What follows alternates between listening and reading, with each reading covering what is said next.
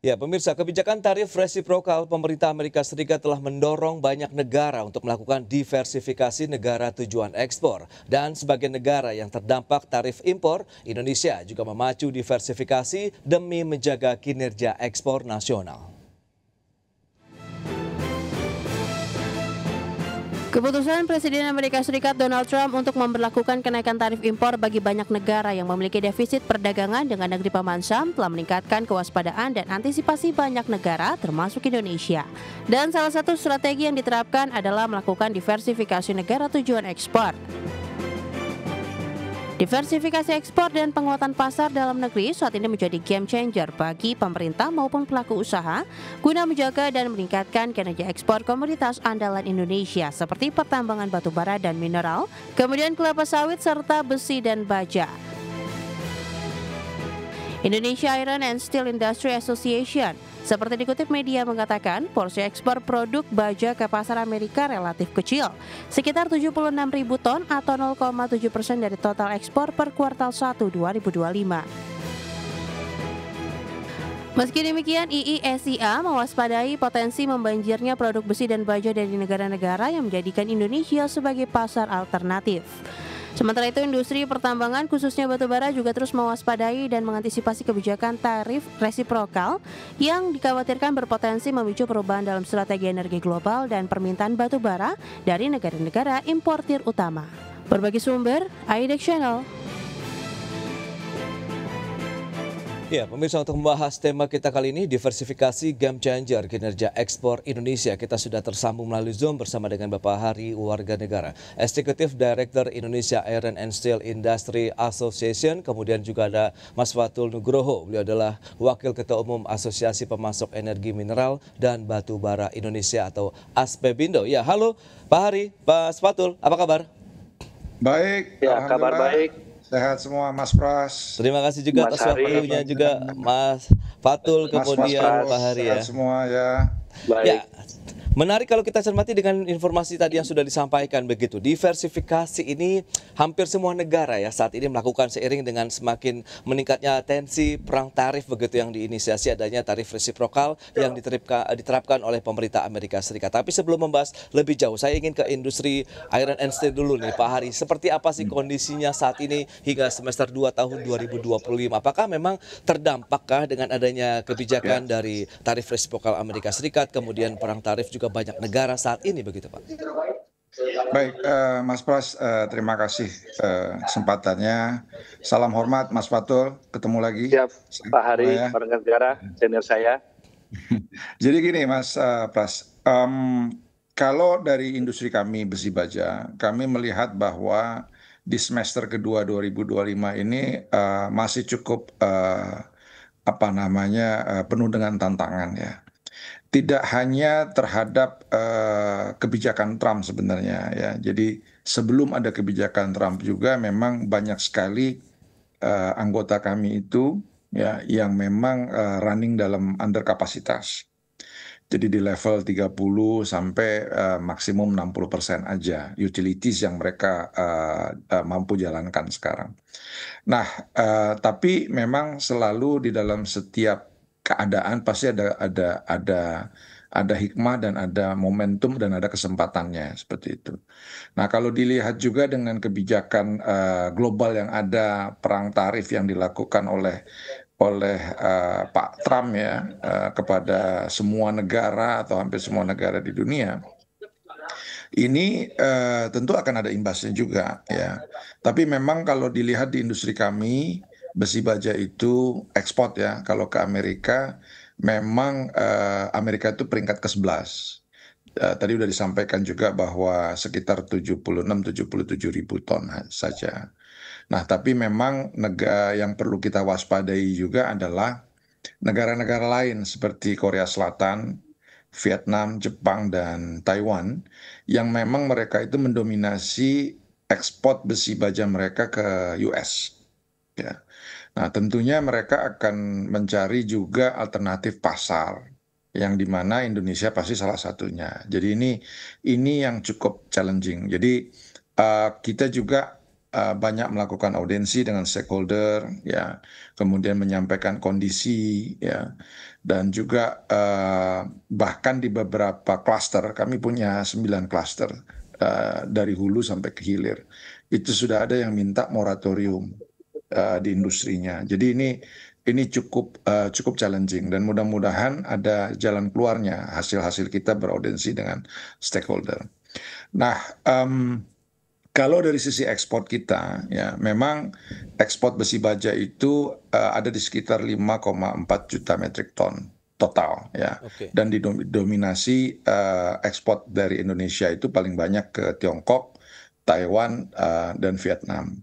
Nah, hanya saja sekarang kami mensinyalir ada beberapa market baru, ya, seperti Middle East dan Afrika yang menjadi market-market baru atau bukan lagi market tradisional dari para anggota kita. Seperti itu sedikit, Mas Pras, gambarannya.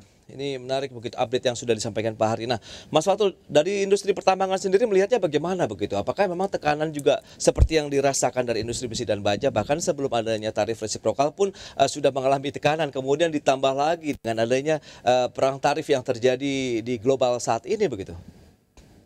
Ya, terima kasih Mas Pras, yang saya hormati Pak Hari Warga Negara.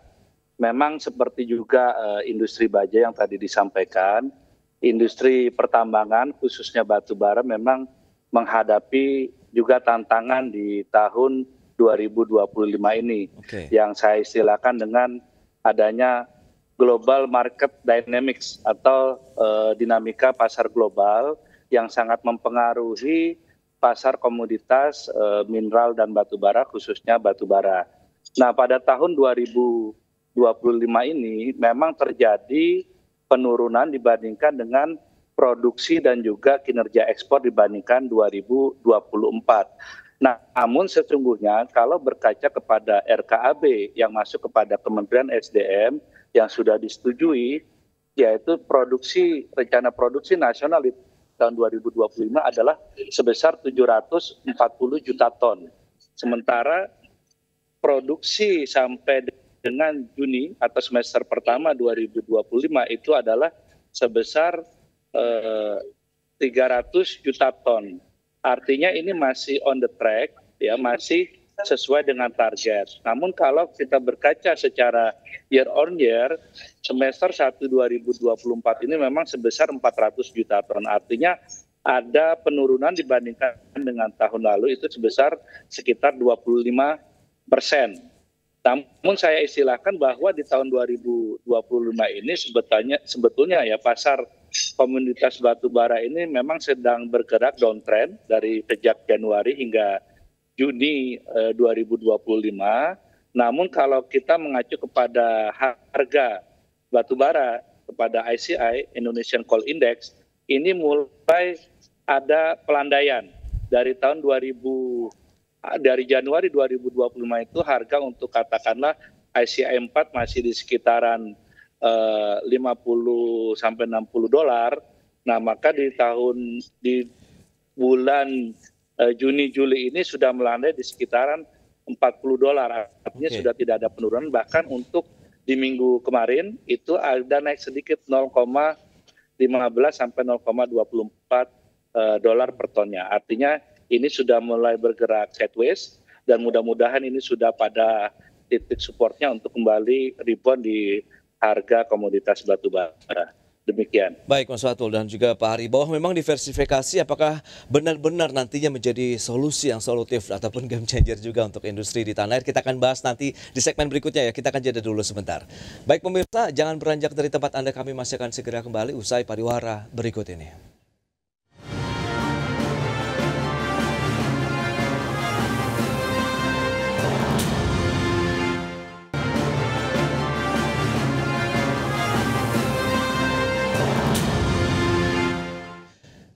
Ya, terima kasih Anda masih bergabung bersama kami dalam Market Review, pemirsa. Dan berikut ini kami sampaikan data untuk Anda terkait dengan nilai ekspor dari batu bara untuk periode Januari sampai dengan Mei 2025 seperti yang bisa Anda saksikan di layar televisi Anda. Kinerjanya dari Januari Mei 2024 tercatat sekitar 12,68 miliar dolar Amerika. Tapi kalau kita sandingkan dengan Januari sampai dengan Mei 2025 terjadi penurunan sekitar 19,1% menjadi 10,226 miliar dolar Amerika Serikat.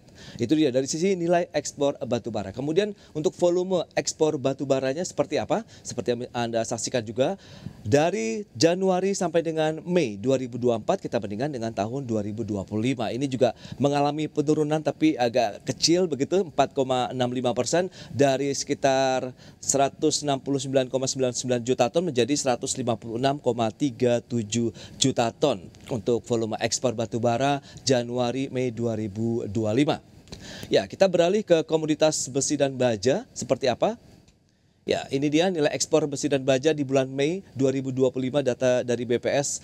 Kalau kita bandingkan Mei 2025 kemudian dengan April 2025, pemirsa ini mengalami kenaikan cukup signifikan 20,95% secara bulanan. Sementara kalau kita bandingkan di Mei yang tercatat sekitar 2,8 miliar dolar Amerika, sementara year on year-nya mengalami kenaikan 27,58% atau dari sekitar 2,19 miliar menjadi 2,8 miliar dolar Amerika Serikat di bulan Mei 2025.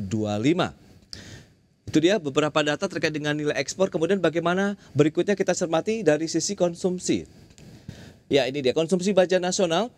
Dari tahun ke tahun juga nampaknya menunjukkan tren kenaikan ya dari 15 juta ton, 15,5 juta ton, kemudian proyeksi di tahun 2025 ini bisa mencapai 19,3 juta ton untuk konsumsi baja di dalam negeri. Itu dia beberapa data yang sudah kami sampaikan dan kita akan lanjutkan kembali perbincangan bersama dengan narasumber kita kali ini. Kembali dengan Mas Fatul kemudian juga Pak Hari. Nah, dengan beberapa data tadi yang sudah disampaikan Pak Hari, apa yang bisa kita cermati dari sisi volume kemudian ekspornya ini juga mengalami tren yang cukup signifikan dalam artian terus mengalami kenaikan. Sementara konsumsi pun di dalam negeri juga mengalami kenaikan nih Pak Hari. Apakah ini menjadi peluang yang sebenarnya juga masih bisa dioptimalkan di samping kita juga melakukan diversifikasi negara tujuan ekspor? Oke, baik, Mas Pras. Memang kalau kita lihat bahwa secara angka terdapat kenaikan, ya, dan memang ini kalau boleh dilihat akibat juga bahwa market-market yang non tradisional itu sudah mulai dirambah oleh anggota-anggota kita, dan juga mereka juga pasar juga mencari alternatif di mana peluang-peluang itu transaksi bisa cukup baik ya. Dan dari catatan kami itu juga memang negara yang paling banyak naiknya itu adalah Italia, di mana dari nilai ekspor itu melonjak dari 6,4 juta ton ya, itu naik lebih dari 3.000% di kuartal pertama. Kemudian di Timur Tengah yaitu Arab Saudi ya, dari US dollar 1.25 million menjadi 57 juta. Jadi naiknya 4.460%. Kuwait juga begitu, naiknya di 43.000% ya kan, cukup signifikan. Uni Emirat Arab pun juga begitu.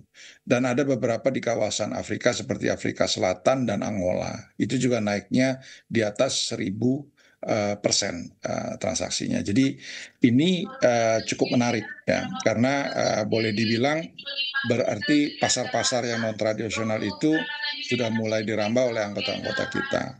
Dan cukup banyak peluang yang ada di Eropa ya juga mulai berdatangan. Kayak kemarin kami juga berdiskusi dengan beberapa anggota kami, salah satunya adalah Krakatau Baja Industri ya.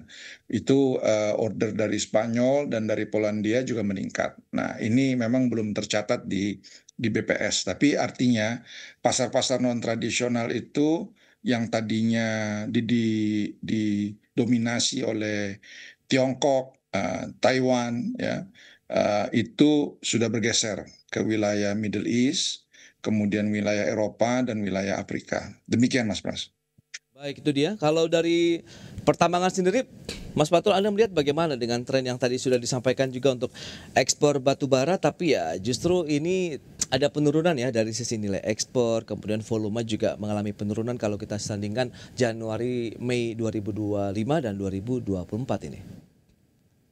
Ya, Mas Pras. Memang kalau di batu bara ini pada tahun 2025 terjadi penurunan yang cukup signifikan dibandingkan dengan tahun 2024. Tadi kalau dari sisi nilai dolarnya, nilai mata uangnya adalah sebesar turun sekitar 20% ya, dari 12 miliar US dollar menjadi 10 miliar US dollar. Ini memang terjadi karena dua hal.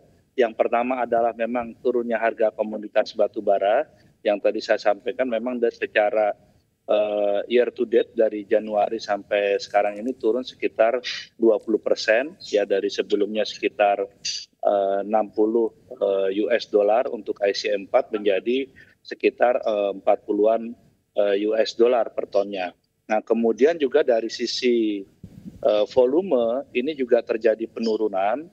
Tadi kalau data yang disampaikan sampai bulan Mei, kalau data terupdate dari Kementerian ESDM untuk dari Januari sampai dengan bulan Juni 2025 ini adalah turun sekitar untuk ekspor sekitar 42 juta ton dari 198 juta ton di tahun 2024 menjadi 155 juta ton di tahun 2025 ini. Dan ini memang tantangan karena adanya penurunan demand dari buyer utama kita, yaitu China dan India. Karena untuk China memang mereka karena ada buyers yang atau seller yang lebih dekat, yaitu Rusia dan Mongolia, dengan harga yang sama mereka bisa mendapatkan kalori yang lebih tinggi. Rusia yang sebelumnya di tahun 2024 itu ekspornya sekitar 45 juta ton di semester pertama, sekarang sekitar 60 juta ton. Demikian juga dengan Mongolia yang juga mengalami kenaikan. Dan juga India yang mulai mengalihkan suppliernya dari Afrika Selatan. Dan ini memang menjadi tantangan karena turunnya harga komoditas tersebut. Nah, apabila ke depan ini tentunya strategi dari para eksportir adalah bagaimana bisa mendiversifikasi pasar dari pasar tradisional China dan India, utamanya kita alihkan ke pasar Asia Selatan, yaitu Bangladesh, Sri Lanka, kemudian juga Pakistan, serta negara-negara ASEAN seperti Vietnam dan Thailand yang memiliki kebutuhan batu bara yang cukup tinggi. Ini yang menjadi strategi dari para eksportir pada tahun ini, dan tentunya harapan kita adalah tentunya kita juga mengapresiasi dari Bapak Menteri SDM, Bapak Bahlil Lahadalia yang menerapkan kembali bersama Komisi 12 kebijakan RKAB per tahun. Dan ini diharapkan bisa mengontrol produksi, pada akhirnya juga bisa mengatrol harga secara global. Itu yang kami harapkan, karena pada saat ini beberapa eksportir atau tambang ini sudah stop beroperasi, stop operasionalnya karena sudah minus sekitar 2-8 US dollar per tonnya. Demikian. Baik, Mas Fatul, ini menarik. Lantas kalau dari industri besi dan baja sendiri, seperti apa diversifikasi yang akan dilakukan ataupun sudah dilaksanakan dari Pak Hari? Tapi tahan dulu jawabannya, kita akan jeda dulu sebentar ya Pak ya. Baik pemirsa, kami masih akan segera kembali usai jeda berikut ini.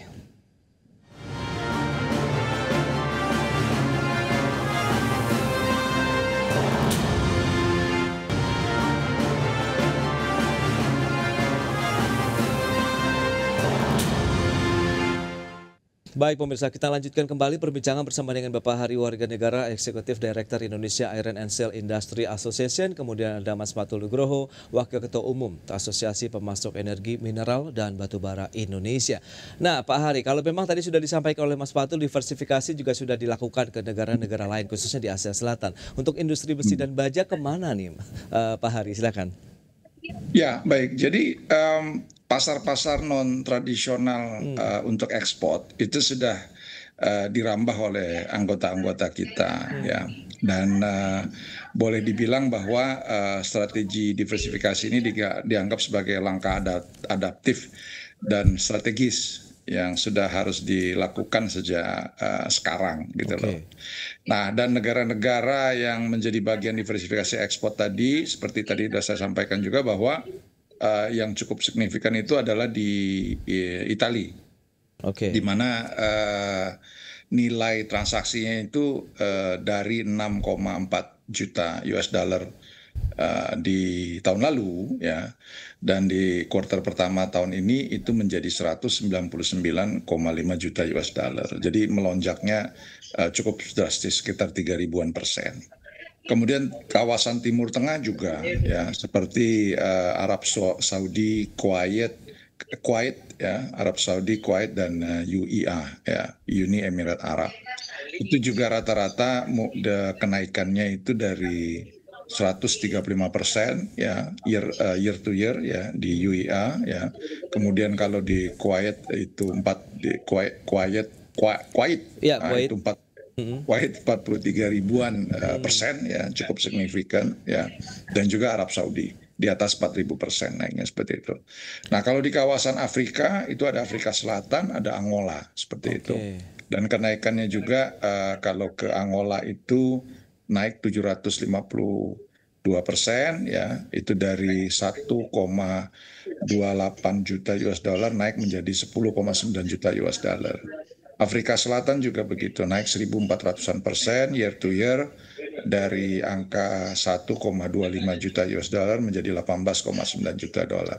Seperti itu detailnya, Mas Pras. Ya, tapi kalau kita bicara mengenai jenis produk-produk dari besi dan baja Indonesia begitu, yang memang akhirnya memiliki pangsa pasar yang sudah dilakukan diversifikasi, tadi ada di Afrika, kemudian di wilayah Arab, kemudian juga masuk ke Italia, itu di yang apa nih Pak jenisnya?